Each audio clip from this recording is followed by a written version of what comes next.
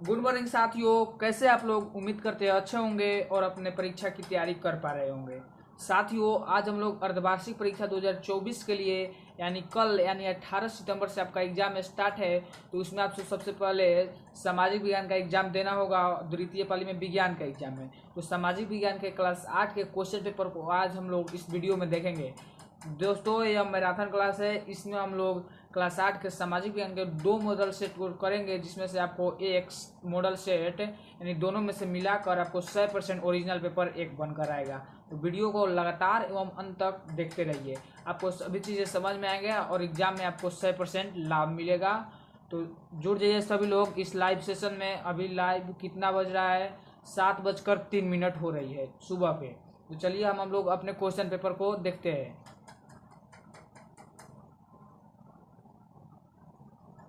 तो देखिए साथियों, ऐसा ही आपका क्वेश्चन पेपर आने वाला है।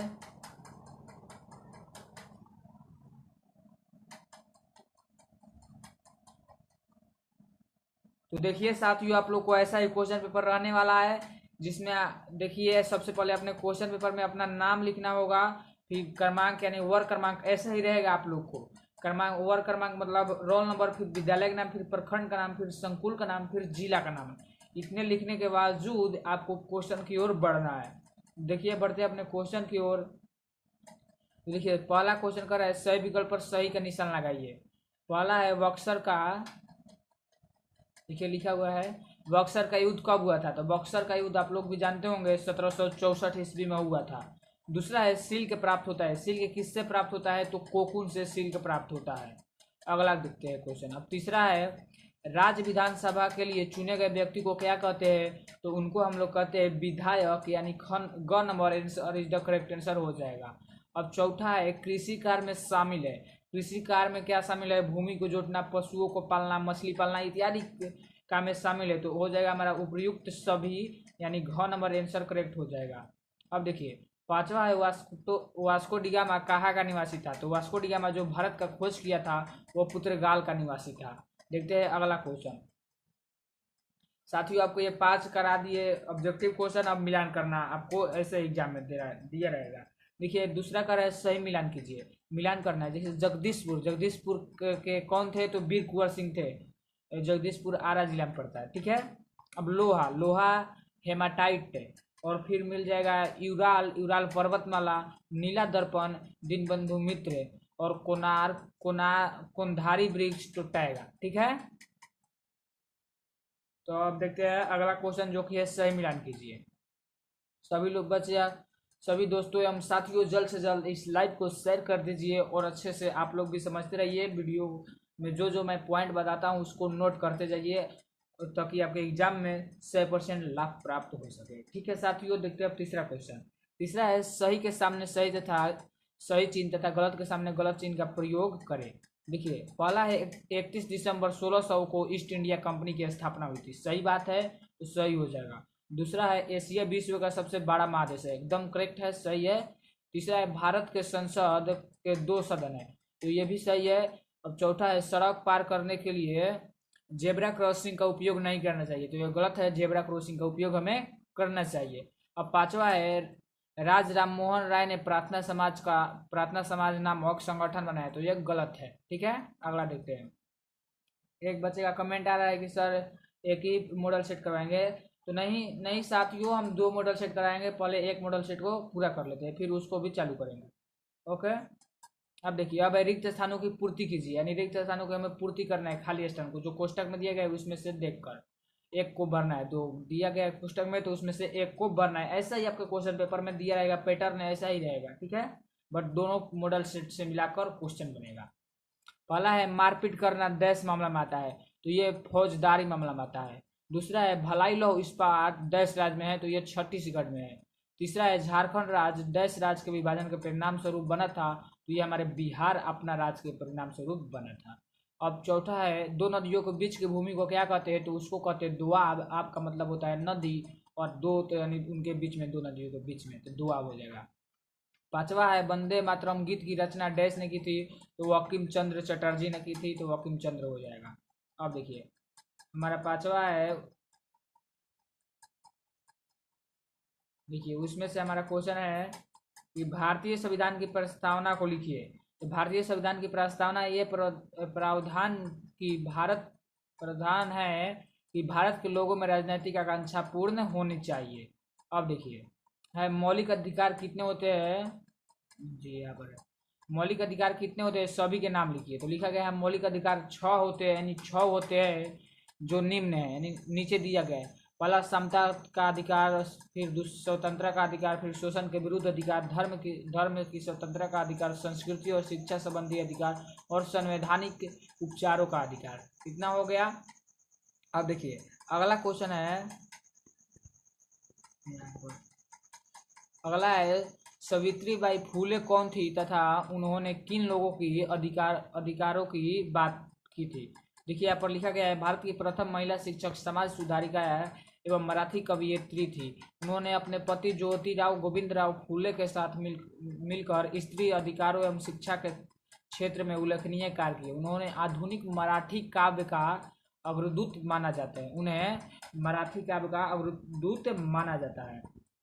फिर सावित्रीबाई ने अपने जीवन को एक मिशन की तरह जिया, जिसका उद्देश्य था कि विधवा विवाह करवाना, छुआछूत मिटाना, महिलाओं की मुक्ति और दलित महिलाओं को शिक्षित बनाना। वे कवियत्री भी थी, उन्हें मराठी की आदि कवियत्री के रूप में भी जाना जाता था। वे स्कूल जाती थी तो विरोधी लोगों उन पर पत्थर मारते थे।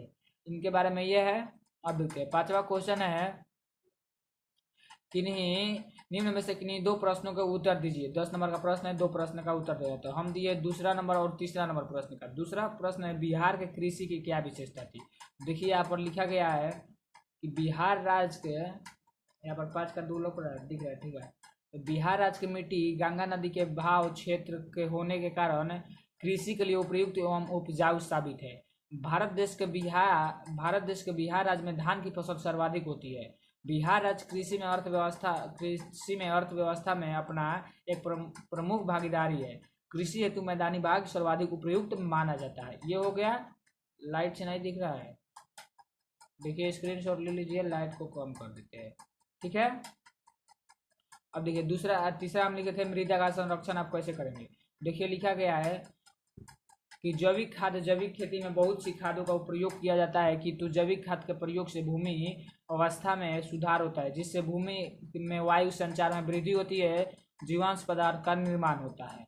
इतना लिखा गया है। फिर देखिए वन संरक्षण, वृक्षारोपण, बाढ़ नियंत्रण, नियोजित चराई बंद बनाना, सीढ़ीदार खेत बनाना और समोच्चरेखीय जुताई यानी कंटूर जुताई। इतना हो गया पहला प्रश्न पत्र में। हम दूसरा प्रश्न पत्र देखते हैं।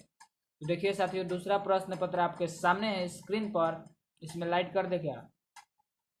तो देखिए इसमें भी ऐसा लिखना है, नाम फिर विद्यालय का नाम, फिर संकुल का नाम, फिर वर्ग क्रमांक, प्रखंड, जिला। इतना करने के बावजूद आपको क्वेश्चन की ओर देखना है। देखिए हम देखते हैं क्वेश्चन पहला है सही विकल्प के सामने सही का निशान लगाइए। देखिए भारत का संविधान कब लागू हुआ था। तो भारत का संविधान 26 जनवरी 1950 को लागू हुआ था, ये सभी लोग जानते हैं। दूसरा है इनमें से कौन एक महासागर नहीं है। तो अंटार्कटिक एक महादेश है, वे महासागर नहीं है, तो क नंबर सही हो जाएगा। तीसरा है झारखंड किस राज्य के विभाजन के परिणाम स्वरूप बना था। तो बिहार का, ये उसी पहले मॉडल सेट में भी आया था। तो ये प्रश्न बहुत इंपॉर्टेंट है, आप लोग नोट कर लीजिएगा। अब चौथा है अंग्रेजों के आने से पहले भूमि का मालिक कौन होता था। तो इसका मालिक होता था राजा, तो राजा हो जाएगा, किसान नहीं होगा, राजा होगा, ठीक है। अब देखिए दूसरा है रिक्त स्थानों की पूर्ति कोष्टक में दिए गए शब्दों से कीजिए। तो पहला है जायद फसल का उदाहरण डैश है। तो जायद फसल का उदाहरण तरबूज है।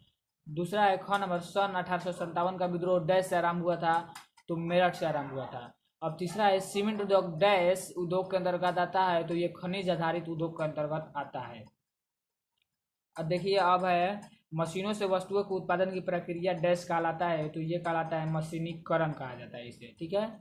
अब मिलान करना है। देखिए ऐसे पैटर्न पहले वाला पेपर में था, इसी पेपर में ऐसा ही पैटर्न है। तो पहले ऑब्जेक्टिव, फिर रिक्त स्थान, फिर मिलान, फिर आपको शत असत आएगा। शत नहीं, इसमें शत असत नहीं दिएगा, ठीक है। तो ऐसा ही आएगा, उसमें शत असत नहीं दिएगा, ठीक है।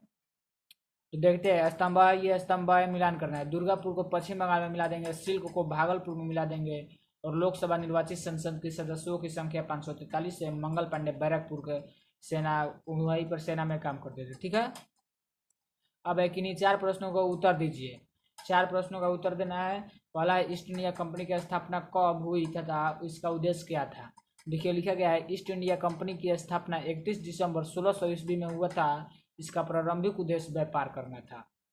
ठीक है, 31 दिसंबर 1600 में। देखिए पहले मॉडल सेट में भी आया था, तो कब स्थापना हुआ था, तो हम बताए थे 31 दिसंबर 1600 में। तो इसमें भी आया था। मोस्ट इम्पोर्टेंट क्वेश्चन है, आप लोग समझ सकते हैं। दूसरा है, संसाधन से आप क्या समझते हैं। तो वह सभी वस्तुएं संसाधन कहलाता है जिसका उपयोग करके हम अपने जीवन को आनंददायक और सुखमय बना सकते हैं, संसाधन कहलाता है। अब देखिए तीसरा है, मुक्त व्यापार किसे कहते हैं। तो आयात निर्यात में भेदभाव को खत्म करने की नीति को मुक्त व्यापार कहा जाता है। अब देखिए चौथा है, संसद के कितने अंग होते हैं। तो भारतीय संसद के 3 अंग होते हैं। पहला, राष्ट्रपति, लोकसभा और राज्यसभा। याद कर लीजिएगा कितने अंग होते हैं। बहुत मोस्ट इंपोर्टेंट क्वेश्चन ये भी है, बार बार ये परीक्षा में पूछता है। तो कौन कौन संसद के अंग है, तो राष्ट्रपति, लोकसभा और राज्यसभा। अब पांचवा, सिंचाई के साधनों को लिखिए। तो सिंचाई के साधन निम्नलिखित है। कौन कौन से सिंचाई के साधन है, तो नलकूप, मोटर, नहर, तालाब, कुआं और पोखर। यानी किससे सिंचाई किया जाता है, यानी किससे खेत को पटाया जाता है। ठीक है, पानी दिया जाता है। अब देखिए 6वां है, 4 ही क्वेश्चन करना था, मैं 6 क्वेश्चन करवा देता हूँ ताकि आपको कोई दिक्कत ना हो। भारत में मुख्य रूप से किन किन धर्मों के लोग रहते हैं। तो भारत में मुख्य रूप से निम्न धर्म के मानने वाले लोग रहते हैं। पहला, हिंदू, मुस्लिम, फिर सिख, ईसाई, पारसी, जैन, बौद्ध और यहूदी। अब देखिए अब देखिए 5वां नंबर क्वेश्चन कह रहा है कि किन्हीं एक प्रश्न का उत्तर सही शब्द में दीजिए। 3 प्रश्न है, उसमें से एक प्रश्न का उत्तर हमें सही शब्दों में देना है। देखिए दिया गया है कि पहला है, उद्योगों को परिभाषित करते हुए इसके वर्गीकरण को लिखिए। दूसरा है, आपके विद्यालय में दी जाने वाली सरकारी सुविधाओं की एक सूची बनाइए। तीसरा है, नगदी फसल किसे कहते हैं, उदाहरण सहित लिखे। देखिए लिखा गया है, हम तीसरा को लिखे है, नगदी फसल किसे कहते हैं। नगदी फसल वह फसल नगदी फसल कहलाता है जिस फसल को नगद लाभ उठाने के लिए उत्पादित किया जाता है। यानी किसान नगद लाभ उठाने के लिए उसको रोपते हैं, यानी उपजाते यानी उत्पादित करते हैं। अब देखिए जैसे में गन्ना यानी ऊख, तंबाकू, चाय, कहवा, कॉफी इत्यादि ये सभी फसलें नगदी फसल है, इसे किसान नगद लाभ उठाने के लिए उपजाते हैं। तो ये आपका सारा प्रश्न सामाजिक ज्ञान खत्म हो गया। तो आप अब सांझ को मिलते हैं शाम को 6 बजे साइंस के पेपर को लेकर। तब तक लिए इस पेपर को नोट करिए अपने कॉपी में और याद करते रहिए। कल एग्जाम में फोड़ने के लिए तो फोड़ दीजिएगा एग्जाम में, ये हमारा वादा है। तो आप लोग हमारे चैनल पर बने रहे, सब्सक्राइब करते रहे, सभी विषयों का ऐसे ही मैराथन क्लास लाते रहेंगे। Okay bye, take care, love you.